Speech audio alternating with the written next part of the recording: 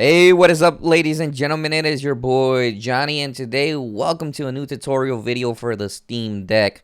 In today's video, I'm going to be teaching you how to install Batocera Linux OS on your Steam Deck. Basically, Batocera is a OS that's dedicated to emulators, different type of emulators, pretty much all the major emulator games out there, and it puts it all in one OS system interface that looks really good. I believe it uses Emulation as one of the layouts and themes on the OS. But it's really unique because if you're just a person that wants to have an OS that boots you up into emulation, this is definitely recommended. And one of the things that I want to mention is that you can install it onto your SSD on your Steam Deck, but I highly recommend that you just do this on a SD card.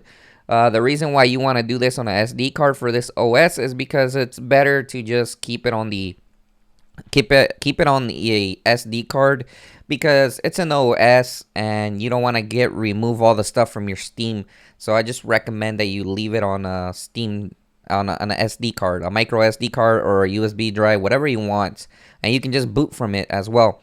So one of the first things that I'm going to do is we're going to download Rufus, which is a free program that you can Google, and I can also leave it a link in the description. Make sure to download this program because it will allow you to make a bootable drive. So 3.2 or 3.0, whatever you want, download it. I believe I already have this on my desktop installed. Just make sure to install it. It's really easy. Get that program. And then you're going to want to go ahead and go to batocera.linux or batocera.org. And as you guys may know, they finally have Steam Deck on it as well. It's currently in beta, but that really doesn't matter. It's currently in beta, so it just click on the direct link download and it will give you the image file while it downloads. I'm currently downloading one at the moment, so just make sure to do that and you should be able to download it. And after that, we're going to go ahead and open Rufus. After your OS has fully downloaded, you're going to want to open up Rufus and you're going to want to go ahead and select disk or ISO image. And you're going to click on the image Batocera, the one that you downloaded, which is about 2 gigs. If you're using your Windows PC, and then you're going to want to go ahead and click ready and start. Now, one thing that I had to mention is that you don't necessarily need a Windows PC. If you have a Mac OS or a Linux, you can also create a bootable USB drive or USB, whatever you want to do, or SD card. You can always do a bootable thing on your device. So it doesn't matter whether you're using Windows, but we're using Windows in this situation because this is the kind of system that I use when I do anything related to the computer. So right now it's writing the image into the USB that I have inserted, but it's also a SD card. So it's basically going to the SD card and we're just going to wait for it to finish. And after it finishes completely, we're going to go ahead and go over to the Steam Deck and we're going to continue the process with the next step. After fully flashing the image onto an SD card or a USB-C stick, whatever you're using, you're going to want to go ahead and insert the SD card into your Steam Deck, or if whatever USB-C device that you used, if you have a USB hub, it doesn't matter. It's the same thing, but insert it into your Steam Deck. Like I mentioned previously, it's better to have this OS on the SD card because in reality, it's more of an emulation thing, and the emulators tend to run fine on these older games on an SD card. So I wouldn't really remove that from my Steam OS. You're going to want to go ahead and press the power button as well, because and the volume button. Once you hear that sound, just let go of the power button and leave the volume button on. Alright, so as you guys can see here, it tells us everything, and the SD card is there as well. It's already detected and everything. Very convenient, and tells you your hard drive, your Steam OS, and everything. So yeah, just go ahead and boot into that one. Since it's the first time that this is being installed, you're gonna have to go through the setup process. It takes a while for it to set up, but just wait for the whole setup and eventually you'll be able to boot in right away. It takes a while, so give it a little bit of time. You get the cool little intro, as you guys can see. Actually, it installs pretty quick because it kind of sets up the folders inside of the system. So that's the reason why it is like that. Collections. Oh, there you go. As you guys can see, we pretty much already have everything on here. Um, as you guys can see, Super Nintendo now, it doesn't really bring any ROMs. I'm gonna tell you that because you had to add your own ROMs, obviously, so you're not gonna be able to have every single game on here. You're gonna have to add ROMs, which I will be showing you guys in a little bit. But it's really cool because it's a OS literally dedicated to video games. Has everything from PSP and everything as well. And I believe it uses like the emu station. Probably gonna lower the volume because I don't really want that on the video. So let's lower the volume. And let's see what else we got. You got the Kodi Media Center, which is part of this OS. Brings this type of stuff as well, which is really cool. I didn't even know it brought that, but hey, that's really cool. As you guys can see, it does have its apps as well. This is why a lot of people like it. It's their favorite OS thing. Now, I know it's still in beta, but I mean, there's a lot of cool stuff on it as well. So you got your controller settings, Bluetooth, game collection, updates and downloads as well. You can check for updates as well. Connect to your Wi-Fi and everything. The scraper is so you can get images on your ROMs and stuff like that. And you could always click scrape now as well. System settings. It just has a bunch of stuff and it all works pretty well as well, conveniently on here. Alright, so there is one step that you're gonna need to have. You don't really need a mouse, but in order to set up your device, you're gonna need like a mouse. I would say definitely recommend you get a mouse and a keyboard. So any keyboard should be fine. I do recommend you get one. So we're gonna do that in the next step so I can show you how to transfer ROMs and as well as your BIOS. Now, I'm gonna mention that I cannot link you where to get ROMs or BIOS. You're gonna have to get them on your own. Google is a really good place to start. But due to copyright, I can't tell you where exactly to get ROMs or anything like that. So if you have your own backups ROMs, even the better because you're legally doing it. I have everything backed up. But I'm going to show you the folders basically where you place them so you guys can see it. Alright, so the next step I'm going to show you guys is basically how to transfer your BIOS and ROMs onto the OS of this on your SD card. So one of the things that I want to mention, if you want to do it directly on the Steam, I'm going to show you how to exactly to do it on the Steam Deck. Basically, you're going to want a USB mouse and you're going to want to have a keyboard. And I definitely recommend you have a USB-C hub because you're going to want either a flash drive or a hard drive that will store your ROMs or BIOS. So something similar to what I have right here that you guys can see. You're going to want to have something similar to that. So I definitely recommend you make the purchase of one if you want to do some of this steps on that I'm going to be doing next. All right. So let me cancel out of that and let me zoom in a little bit more onto the screen so you guys can actually see. I'm going to press F1 on my keyboard and we should get this menu right here, which is basically the file manager. So if you want to go ahead and manage your files on there, that's all you're going to see. So once you actually open up the F1 button, you will see your folders and the BIOS folder will be right here. If you want to have like a specific emulator that only works with the BIOS, I definitely recommend you transfer all your BIOS here from a USB drive or a hard drive, whatever you have, a flash drive, into this folder. So this is where your BIOS will go. I can't give you the links where to get a bunch of emulators BIOS. because it is copyrighted, but I can tell you that it is on Google. Just look for a bio pack on Google and you should be able to find a bunch of bios. So just do some Googling, but like I said, I can't provide you a link to any bios due to copyright. So yeah, I also won't be able to provide you a link to ROMs as well. This is only my backup ROMs. And as you guys can see, this is the ROMs folder, which basically for every emulator, and the majority of popular emulators should have this.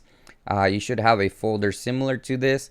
So yeah, so whatever emulator you want to play, 3DS, from everything, you should be able to have access to it in this folder, and you put the ROMs or whatever files you use for that into these folders. Now I'm going to test it out with the PSP one. I do own this game and this is my personal backup.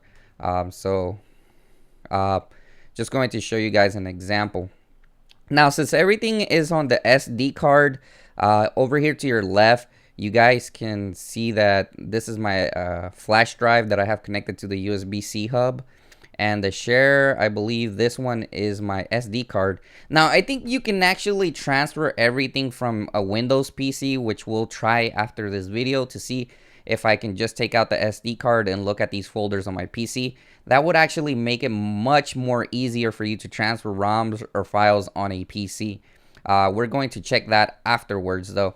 So anyways, if you just want to do it straight from the flash drive or whatever you have, you basically can go like a Windows PC, copy your files, and then you go back to your area, your BIOS. You can paste them in there, or if you have ROMs, you can paste them in the folder that they belong. So in this case, we have Crisis Core, which is a PSP game. We're going to go ahead and paste it here and just wait for the transfer. I don't recommend you do anything else while it's transferring because it's still in beta. For some reason, my screen went black for some reason. Don't know why when I minimized it. So I recommend that you don't do any type of other things. Just let it do its transferring time. It shouldn't really take that long. Depending on your SD card or your flash drive speeds, that's how long it will take. But as you guys can see, it's already transferring here. Like I said, I cannot provide you links to any ROMs. If you have a backup of your own games, just Google it or whatever. But I can't provide you any links because it's copyrighted. But as you guys can see, this is basically the process that you have to do it. You can basically do this for any other games as well that you're going to transfer from PlayStation games and everything. It's the same process. So that is one of the cool things about the Steam Deck. Now, I know that people may even make their own little image files out there loaded with ROMs in the future. I think that's what other people do. The community, they use them for their arcades, I believe, or their little PCs. They make their own, these little custom images where people can just basically have it loaded with like a bunch of ROMs. I think that's how this OS works. And one of the things I want to mention is that you don't necessarily have to install this onto your Steam Deck. It's not necessary. Emu Deck is like really convenient, but I can definitely see why people are installing this onto their Steam Deck is simply because they want to have a Steam OS where it's pretty much plug and play, where you just have to do a couple of steps and you don't have to mess with Steam or anything, and it's just dedicated to having a emulation device basically. So basically it's like the Emulation OS, where it has pretty much every single emulator out there that you can emulate. All right, so we should be done with this soon. Okay, so it's done. So I just want to recap with everybody. These are the most important things. It even has your saves and screenshots. And if you want to exit, just go close window. And it should take you back into the OS. I know some people have been having trouble with it. It's still in beta. I don't know if it took me back or not. Okay, it did take me back. It takes a while, but it did take me back. For some reason, sometimes it freezes. I have no clue why. All right, so as you guys can see, we have the PSP there, and it already detected Crisis Core. Now, one thing that I do recommend when you do this is that go check your options, and you can actually scrape the image files. Make sure that you have everything connected though. For example, you're gonna want to have your sorry about that. I didn't want to show my IP address, but make sure to go to your network settings and have your Wi-Fi connected on there. It's really easy. But basically, you're gonna want to go to Scraper and you're gonna want to go to Scrape Now. Okay, so I think you actually have to log into your Scraper settings. Image source, community rating. Alright, so I think you do have to log in. I forgot there's a website actually for your scrapers, but whatever, we can do that later. You're gonna want to keep it logged in, or there's different websites as well. Let's see if GameDB. Okay, GameDB doesn't require it, so as you guys can see, it's getting the information. Make sure you have Wi-Fi though. Alright, so it says to update game list.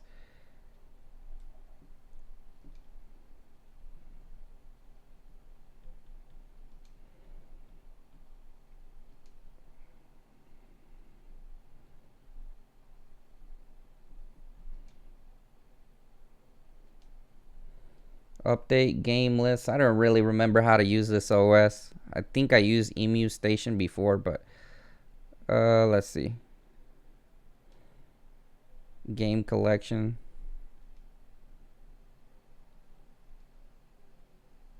All games. Select all games. Okay.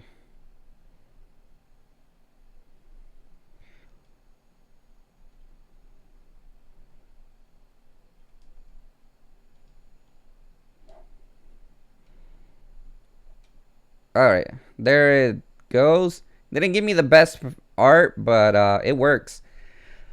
So then, as you guys can see, we're gonna go ahead and boot up the game just to show you guys that it actually works. So if you want to get the better scrapers, just log into your account and find everything. So it boots up fine and everything's pretty much working, as you guys can see. I'm not really not going to show that much footage, but as you guys can see, the concept of this, it definitely is something I would recommend if you are just wanting it to use your Steam Deck as a emulation device. Alright, so the only thing I can't remember is how to actually escape. There should be a command, but I don't really remember the commands. Alright. Alright, I think it's this button. I think it's this button right here. As you guys can see, then you have your Mega Drive games. Everything is here. Game Boy Advance. I think these are like homebrew games that were made, not official games. So yeah, your emulator will appear here. One other thing that I want to show you guys is that you can change the themes as well. If you want better themes, you can actually do that. Let me check the area where you can actually change the theme. So if you don't want that interface there, you can change the themes. Let's go to update downloads. You can change it to different themes, and you can install different themes as well. So there's like a bunch of themes that you can download on here from, and it gives you the straight from GitHub. Let's see if I can change it. Yeah, in user interface settings, this is where you can change them, but I think you gotta download your themes. So right now it's downloading a theme. It's like 339 megabytes, and you'll be able to change it here. So let's wait until that downloads. You got your controller and Bluetooth settings as well. Everything works here as well. Still downloading that theme. So yeah, it's just showing you guys a couple of stuff. It also has Kodi. I think I mentioned that already. So let's go to user interface, and then you can switch out. As you guys can see, different themes. So yeah, I kind of like this one more than the other one though. I'm not gonna lie. So yeah, it's really unique. I definitely recommend you do this if you're really just interested in having your Steam Deck as a emulation device without having to go through Steam OS. I would recommend it. Definitely a really cool thing to have on the Steam Deck. That's pretty much it, guys. I really can't show you much other stuff like the BIOS or the ROMs because that's copyright. I cannot actually show you that, but can show you the OS and basically how it works and how you can install it onto your device. Anyways, guys, thanks for watching this video. Make sure to hit the like button and hit the subscribe button for more content like this. One thing I almost forgot to showcase in the video is that if from the SD card onto a Windows PC or Mac OS, whatever you have, if you can transfer ROMs or BIOS.